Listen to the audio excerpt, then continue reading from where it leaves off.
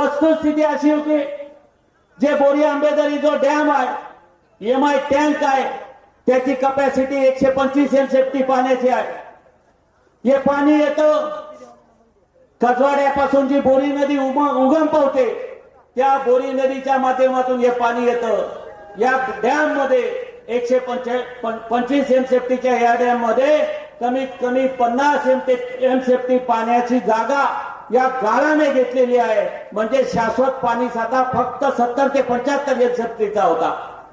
आमचं मत होतं की हा साठा आपण 250 एमसीएफटी पर्यंत वाढवणं आवश्यक आहे.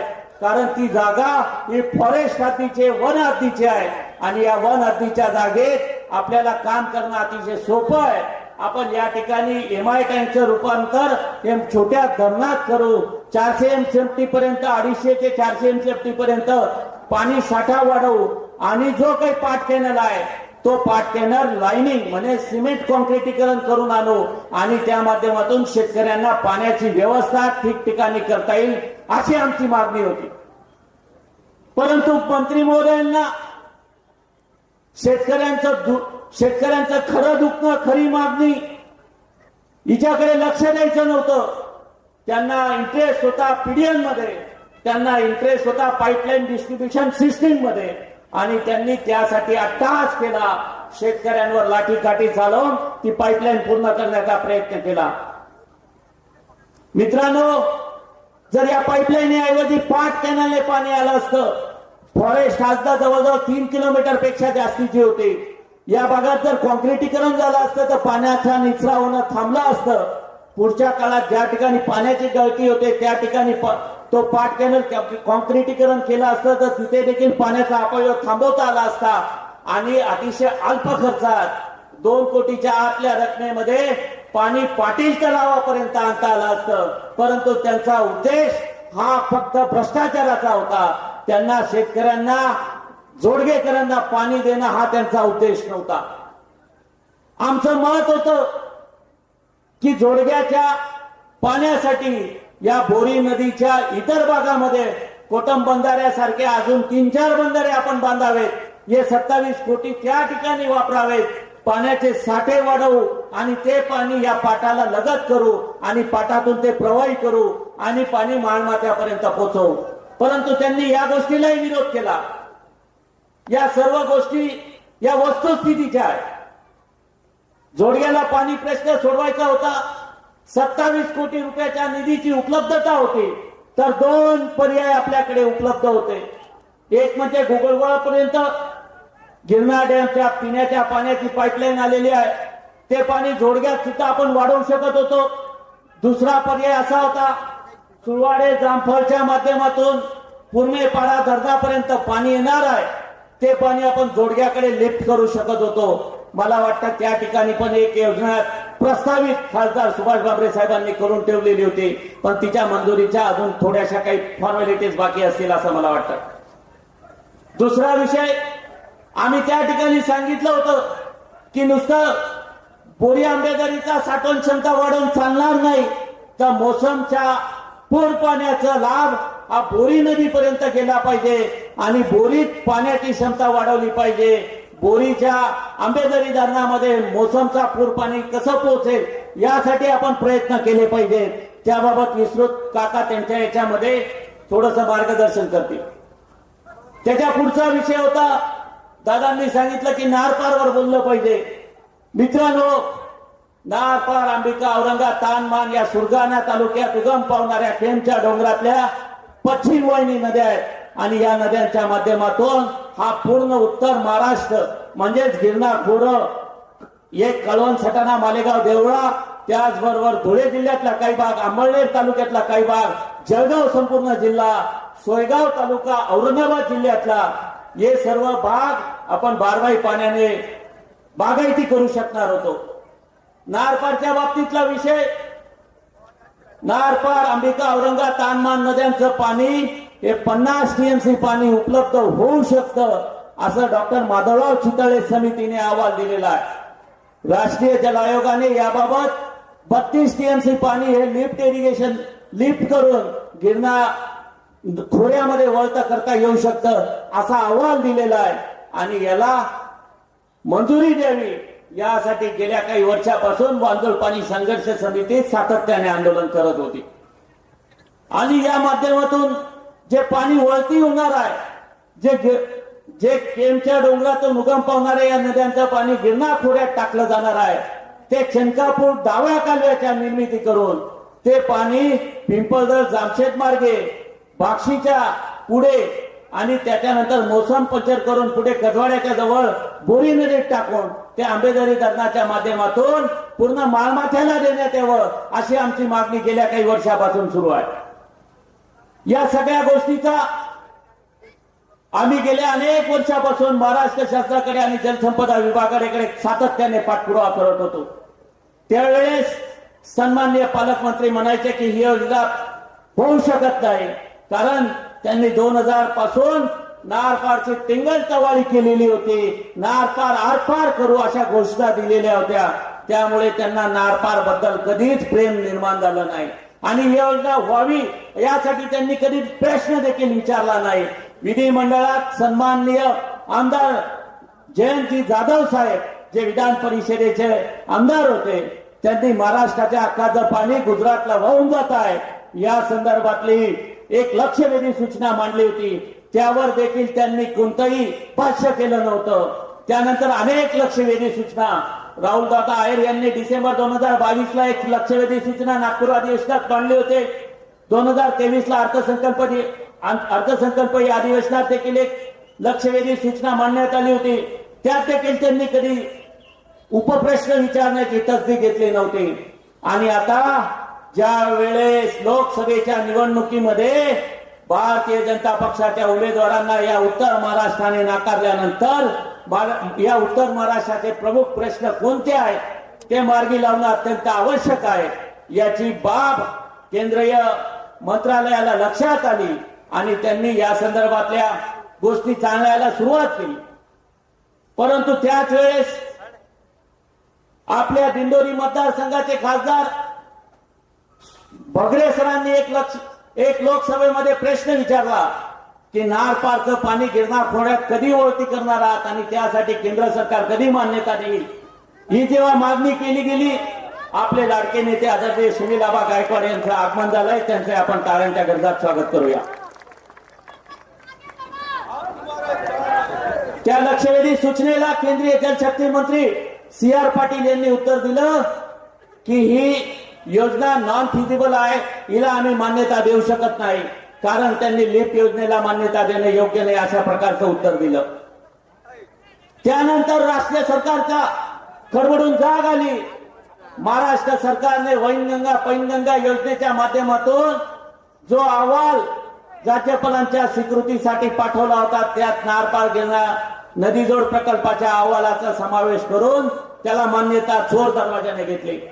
त्यावेळेस या उत्तर महाराष्ट्रात आंदोलन पेटलं आणि या आंदोलनामध्ये सांगण्यात आलं की नारपारला शाश्वत मंजुरी हवी, आम्हाला दिशाभूल करणारी मंजुरी नको आहे.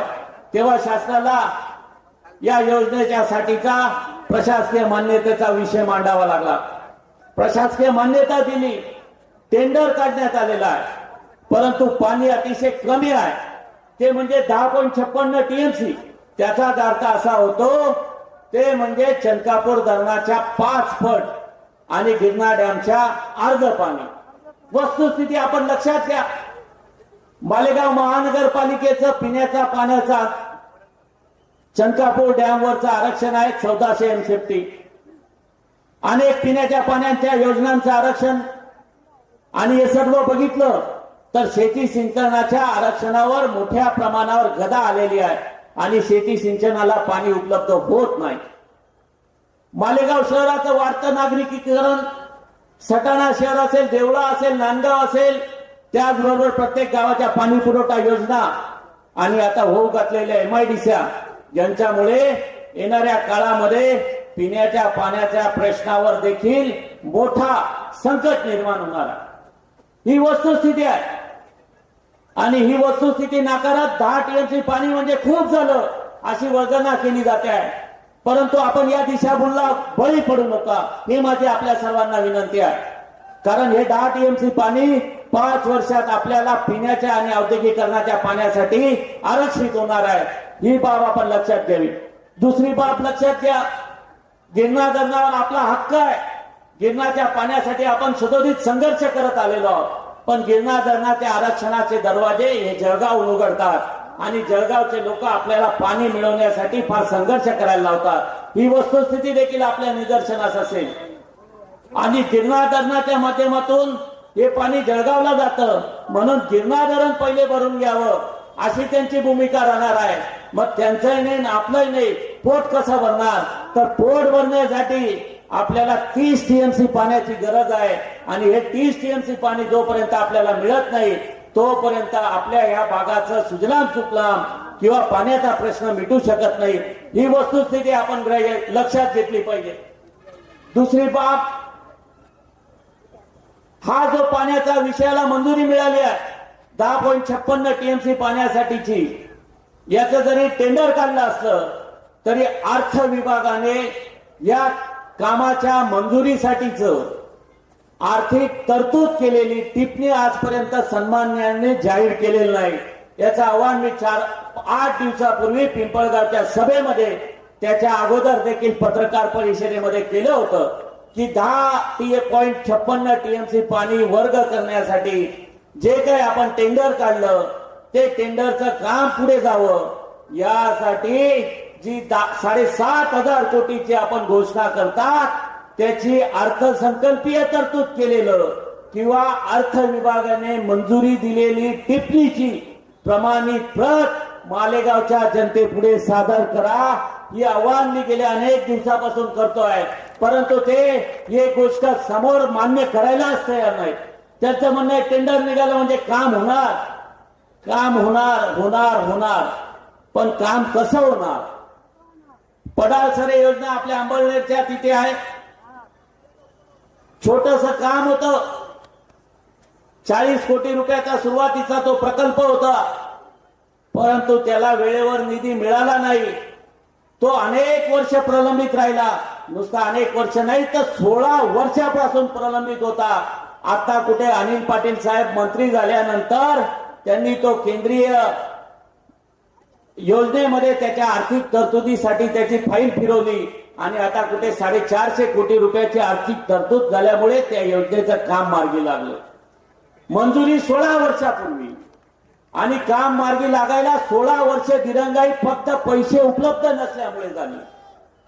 त्याच्याबरोबर अनेक योजना, गिरणा धरणाच्या खाली बलून बंधाऱ्यांची योजना, 800 एमएसएफटी पाणी त्या ठिकाणी टप्प्याटप्प्याने साचवण्याची ती योजना होती.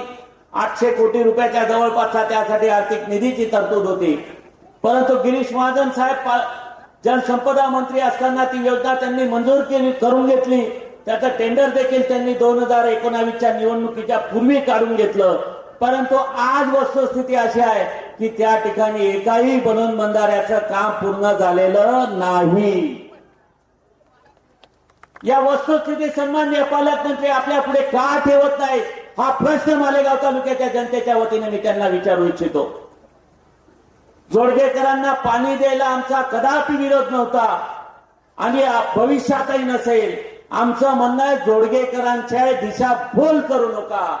माळ मात्याचा पाणी प्रश्न सोडवायचा असेल तर सर्वांना तनमन धनाने एकत्र येऊन शासनावर दबाव टाकून त्यांच्या हक्काच्या पाण्यासाठी जोडग्याचा पाणी प्रश्न कायमस्वरूपी सोडवण्यासाठी, या माळमात्याचा पाणी प्रश्न कायमस्वरूपी सोडवण्यासाठी एक शाश्वत योजना मंजूर करून तिचं पाणी जोडग्याच्या पाटील तलावापर्यंत टाका, अशी आमची मागणी आहे. आणि या मागणीला सन्माननीय पालकमंत्र्यांनी एक ठोस कृती आराखड्याच्या माध्यमातून उत्तर द्यावं असं आवाहन जोडग्याच्या या गावातून मी त्यांना करू इच्छितो.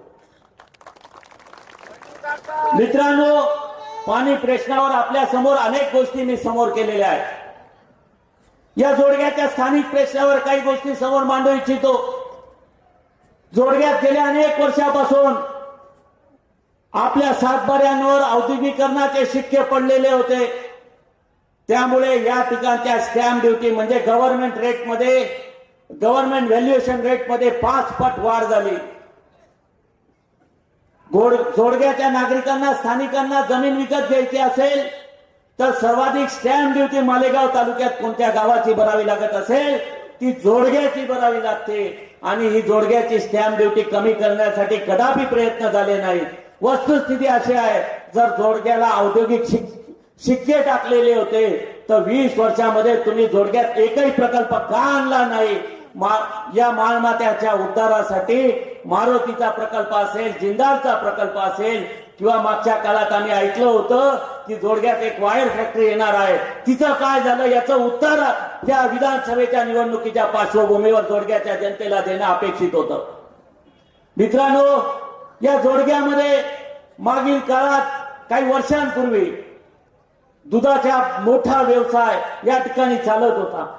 माझ्या माहितीप्रमाणे या जोडग्यामध्ये या चौकामध्ये कमीत कमी 150 गावात 150 ठिकाणचे शेतकरी येऊन या ठिकाणी दूध संकलन करून ते या ठिकाणी कंपन्यांना पाठवत होते.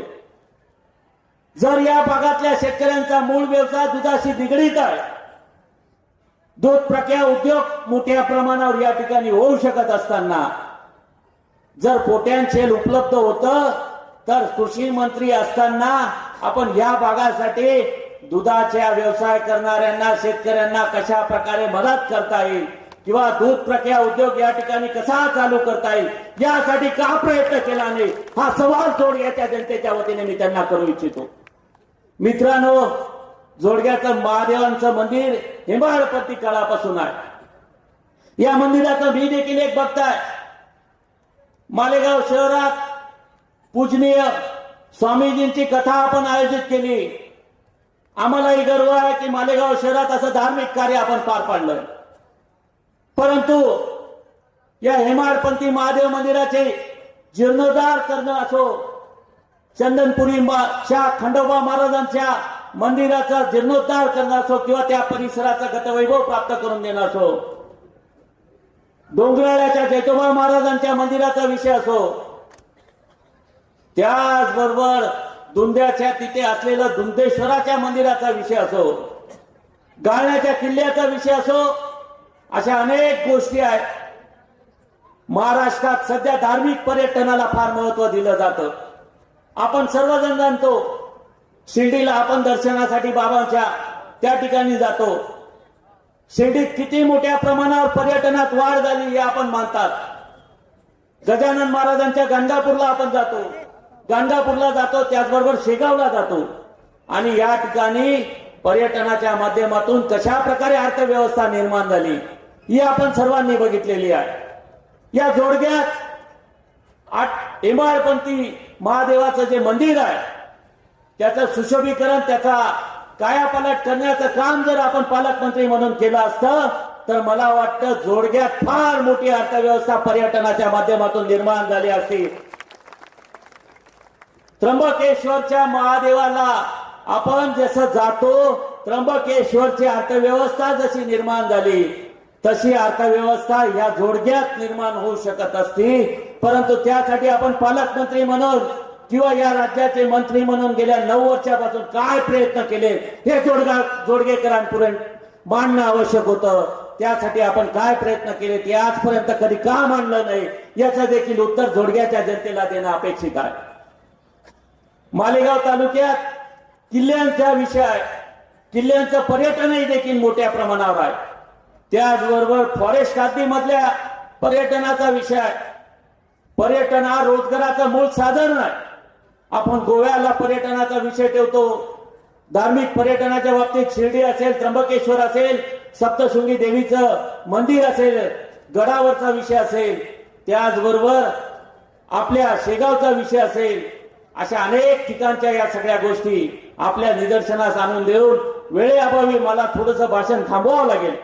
आपण सर्वांनी येणाऱ्या काळात खऱ्या अर्थाने जर विचार करण्याची गरज आहे तर ती रोजगाराच्या प्रश्नावर कोण काम करतं, वेळेवर आपल्याला साथ देण्यासाठी कोण उभं राहतं, दादागिरी, गुंडागर्दी, भ्रष्टाचार हे कोण करत आहे याचं परीक्षण करण्याची गरज आहे.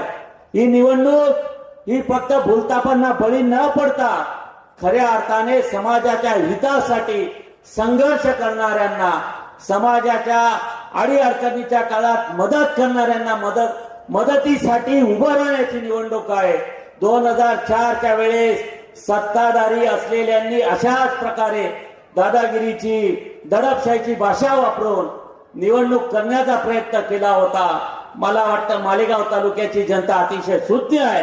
त्यावेळेस घराणेशाहीला विरोध करून आपण परिवर्तन घडवलं होतं. पुन्हा एकदा घराणेशाही रुजू करणाऱ्यांना, घराणेशाही नांदवण्याचा प्रयत्न करणाऱ्यांना विरोध करून 2024च्या निवडणुकीत बंडू काकांना भरघोस मतांनी विजयी करावं आणि त्यांच्या रिक्षा या निशाणी पुढे बटन दाबून त्यांना 23 तारखेला आपल्या ग्रामीण भागातून सर्वाधिक लीड द्यावा असं आवाहन करतो. धन्यवाद.